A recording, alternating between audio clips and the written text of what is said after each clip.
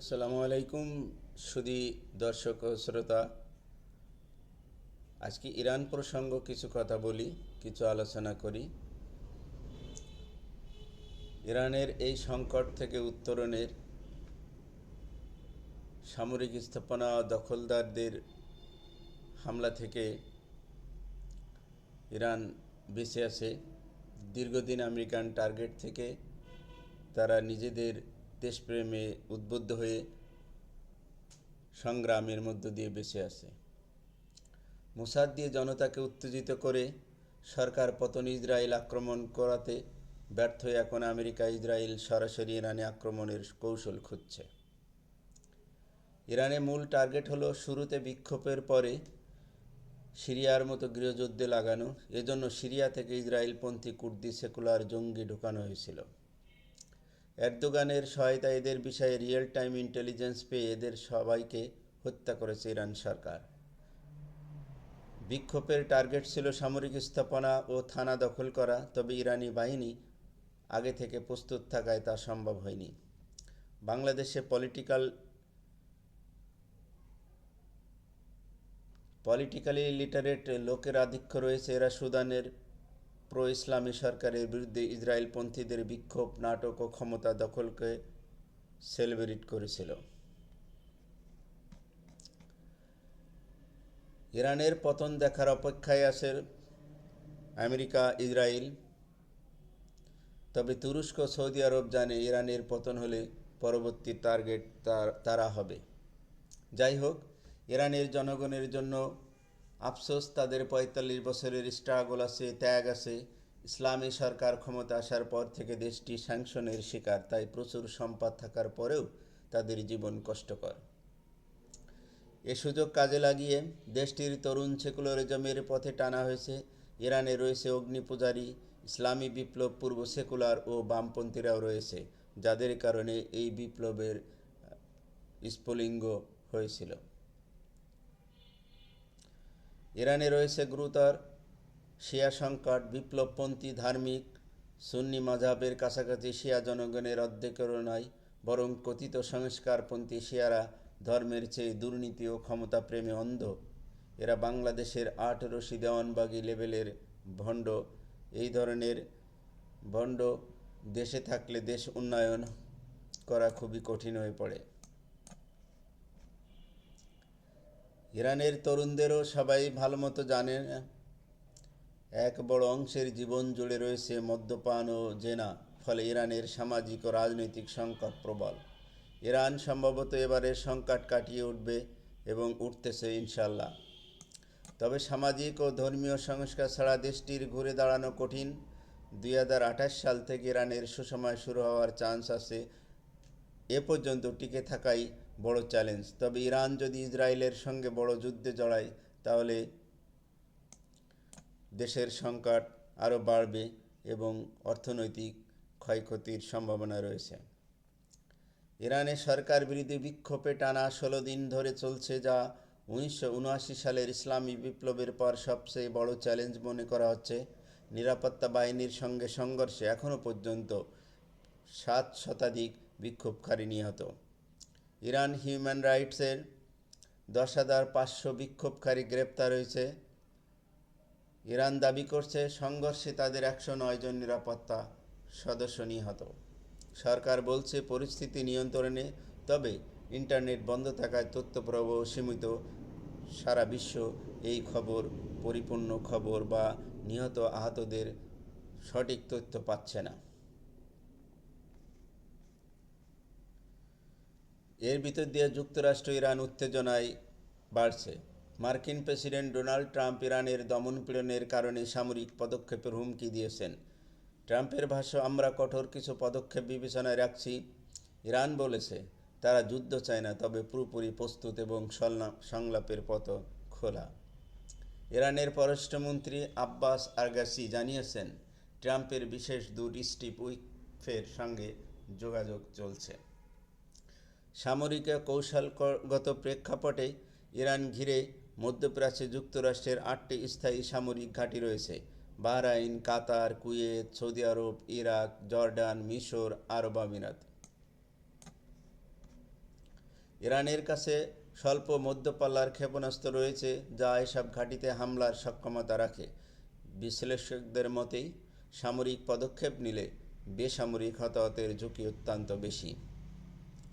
আন্তর্জাতিক প্রতিক্রিয়ার মধ্যে ইউরোপীয় পার্লামেন্ট ইরানের কূটনীতিকদের উপর নিষেধাজ্ঞার ঘোষণা দিয়েছে।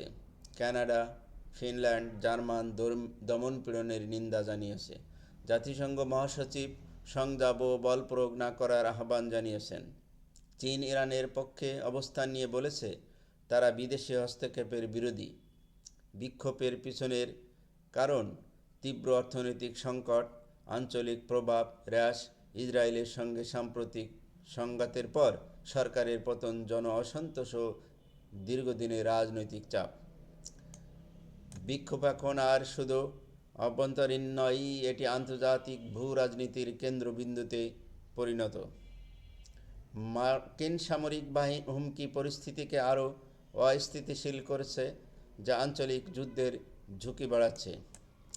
ইরান সংলাপের কথা বললেও একই সঙ্গে সামরিক প্রস্তুতির বার্তা দিচ্ছে, যা দ্বৈত কূটনীতির ইঙ্গিত।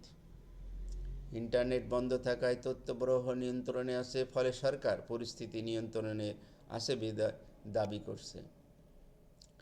মানবাধিকার লঙ্ঘনের অভিযোগে আন্তর্জাতিক মহলে ইরানকে আরও কূটনৈতিক চাপে ফেলছে।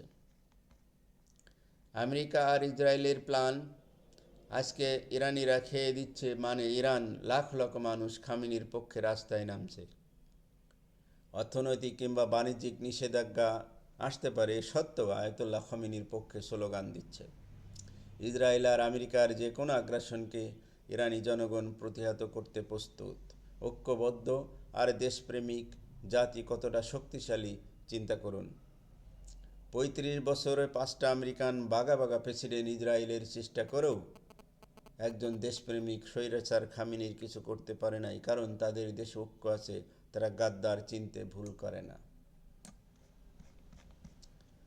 যারা গাদ্দারি করে প্রমাণিত হয়, সাথে সাথে নাই করে দেয়। তারা দেশপ্রেমিক, স্বৈরাচার মেনে নিতে রাজি, তারপরেও বিদেশি শক্তির কাছে মাথা নত করতে রাজি না। ইরানিরা জানতো খামেনির পতন হলে ইরানকে ইরাক, সিরিয়ার মতো ধ্বংস করে দিবে, কিন্তু হিজাবি, নন হিজাবি, সুন্নি, শিয়া দেশপ্রেমিক ইরানিরা বিদেশি আগ্রাসনের বিরুদ্ধে ঐক্যবদ্ধ। এই মুহূর্তে একমাত্র ইরানই পারবে মধ্যপ্রাচ্য থেকে আমেরিকা ও ইসরায়েলকে কোণঠাসা রাখতে। এছাড়া কোনো আরব বিড়াল সেটা পারবে না। এখানে আমাদের একটা শিক্ষা আছে। বাংলাদেশের পরিস্থিতি কিন্তু প্রায় সময় গৃহযুদ্ধের আভাস দেয়। আল্লাহ এমন কাজ না করুক, গৃহযুদ্ধ লাগলে বাংলাদেশের সোমালিয়ার মতো হয়ে যেতে পারে। তখন মিলিটারি প্রশাসন, আমলা, রাজনৈতিক দলসহ বাংলাদেশের সাধারণ মানুষ কেউ ভালো থাকবে না। দেশ অটোমেটিক 50 বছর পিছিয়ে যাবে। সবচেয়ে বড় কথা হলো, তথাকথিত বন্ধু দেশ আর মিয়ানমার সুযোগ পেলে দেশ নিয়ন্ত্রণে নিতে চাইবে। এই মুহূর্তে বিদেশি শক্তির বিরুদ্ধে ইরানের মতো ঐক্যবদ্ধ থাকা ছাড়া আমাদের কোনো বিকল্প নাই। রাজনৈতিক দলগুলো নিজেরা কামড়াকামড়ি করলে নিজেদের ধ্বংস নিজেরাই ডেকে আনবে। আর দাদাদের সমস্যা সেটা কূটনৈতিকভাবে সমাধান করতে হবে।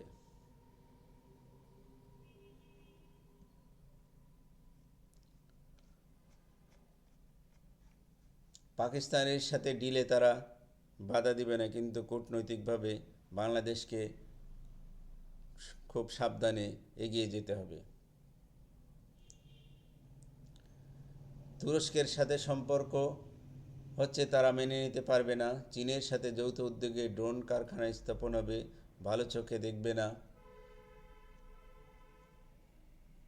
অর্থনৈতিক এবং সামরিক শক্তিতে বাংলাদেশ কৌশলে খেলতে হবে। দেশপ্রেমিক শাসক প্রয়োজনে স্বৈরাচার শাসক, তবু বাংলাদেশপন্থী বাংলাদেশবন্দী হতে হবে। দুর্নীতিবাজদের জমার আইনের শাসনের ব্যাপারে জিরো টলারেন্স নীতি গ্রহণ করা দরকার। যে কোনো দেশের যে কোনো সেক্টরে ঘাপটি মারা ঘাতকগুলোকে ধ্বংস করতে হবে। বিদেশি চর দালালদের ধরে শাস্তি দিতে হবে, দুর্নীতিবাজ মাফিয়াদের ধরে শাস্তি দিতে হবে,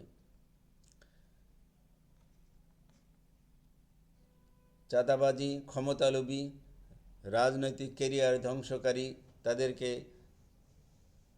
উচিত শিক্ষা দিতে হবে, শাস্তির আওতায় আনতে হবে।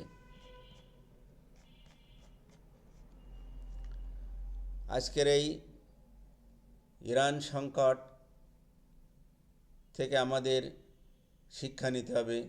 গণতন্ত্র চালু রাখতে হলে আমাদের দেশে যে গণতন্ত্র আছে এই গণতন্ত্রের সঠিক এবং সুগঠিত গণতন্ত্রের ব্যবহার ভিত্তিতে দেশ পরিচালনা করা দরকার। তা নাহলে আমাদের দেশ যে কোনো আগ্রাসন থেকে মুক্তি পাওয়া সম্ভব হবে না। ধন্যবাদ। আসবো আগামীতে আরও একটা কোনো বিষয় নিয়ে আলোচনা করতে। সে পর্যন্ত ভালো থাকুন। আল্লাহ হাফেজ।